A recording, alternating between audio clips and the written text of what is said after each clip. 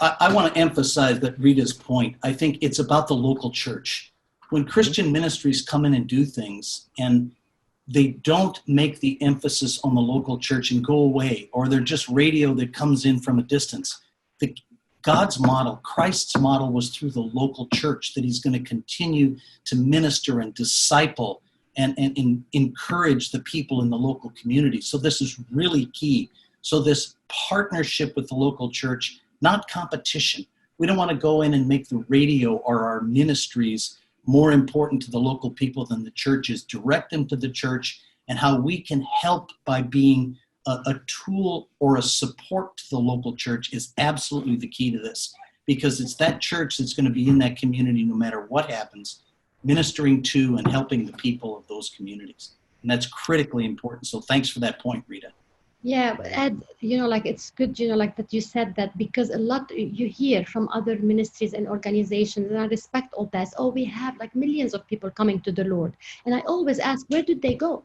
Where do they go? When you have millions in Iran, every month, really, where do they go? That's why Set7, wants to work with the local church, and also strengthening the local church in order to absorb the huge number of these people coming to the Lord. Because we're media people. We cannot do the church planting, and we don't want to do church planting. Amen.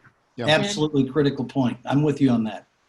But Rita, I know that you also partner with other folks to produce programs for you, IRR TV and Shema and some others in various parts of the world. I get to interconnect with those folks, and I know that there's for reminding me. Yes, true. There's some great partners that help produce programs, but it's under your umbrella in doing what needs to be done, and it's certainly not outside or Western people coming in. It's still with the same philosophy, and I think there can be more of that. I'd love to see more of, and not just with Sat7, but with all Christian media around the world, others who are further down the road to just open up and say, what can we do to help?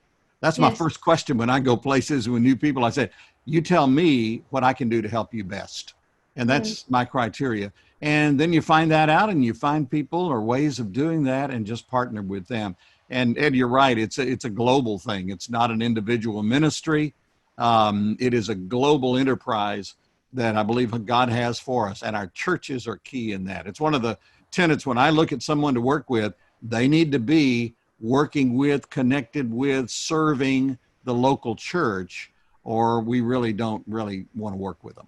Yeah. That's so true. And this is where, like, sometimes when I'm invited to talk in places where they don't know about Set7, and there's sometimes skeptical saying, okay, so, do you need help, financially? And I always tend to say, no, it's not about you giving and thank you very much, and we go and produce our program. It's about partnership, because when we partner, it's a long, way together. We're just like walking all this, the way, and then trying to serve together for a better Middle East and North Africa.